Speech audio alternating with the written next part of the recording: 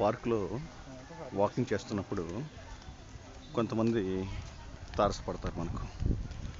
So ఈరోజు ఒక వ్యక్తి దాదాపు 65-70 ఆ సంవత్సరాల మధ్యలో ఉండొచ్చు. ఆయన కండక్టర్ ఉద్యోగం చేసి రిటైర్ అయ్యారు. సో వారి పిల్లలు ముగ్గురు, ఒకరు డాక్టర్, ఇంకొకరు గవర్నమెంట్ పొజిషన్లో గెజిటెడ్ ఆఫీసర్, ఇంకొకరు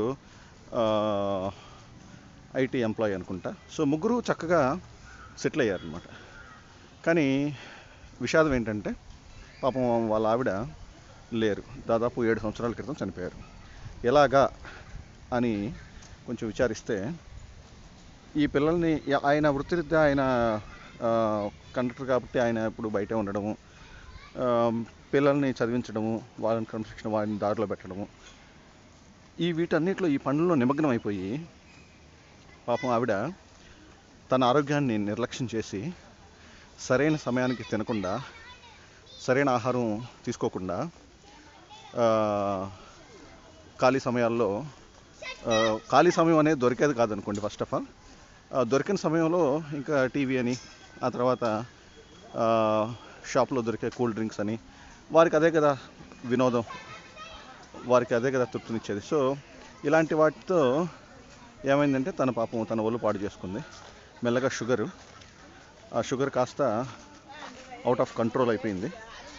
తద్వారా ఇన్ఫెక్షన్స్ రావడము, అవి తగ్గకుండా అలాగే మాని మొత్తానికి ఆవిడ చనిపోయారు. ఈయన పాపం 7 సంవత్సరాల నుంచి ఒంటరిగా ఉన్నారు. సో కూతురు దగ్గర కొన్ని రోజులు, కొడుకు దగ్గర కొన్ని రోజులు ఇట్లా ఉంటున్నారు అనమాట. సో ఇది ప్రాబ్లం, ఇది యూనివర్సల్ ప్రాబ్లం. ఈ సమస్య వెనకే కాదు, దేశంలో చూసుకుంటే దాదాపు అందరిలోనూ ఇలాంటి సమస్యలే. కానీ చాలా తక్కువ మంది గుర్తించి దానికి తగినటువంటి చర్యలు తీసుకుంటారు. చాలామంది అనుకోకుండా రోజువారీ జీవితాన్ని గడిపేస్తూ ఉంటారు అన్నమాట. సో నేను చెప్పే విషయం ఏంటంటే యోగా అనేది ఖచ్చితంగా అవసరం. దాన్ని ఏమాత్రం నిర్లక్ష్యం చేయకూడదు. రోజుకి గంట సేపు ఎవరి శారీరక మానసిక ఆరోగ్యం కోసం వారు ఖర్చు పెట్టాల్సిన హక్కు, బాధ్యత వాళ్ళకే ఉందన్నమాట. అది గుర్తు చేయాల్సిన బాధ్యత కూడా ఆ ఇంట్లో ఉన్న ప్రతి ఒక్కరి కుటుంబ సభ్యులది. సో ఇది అందరూ పాటిస్తే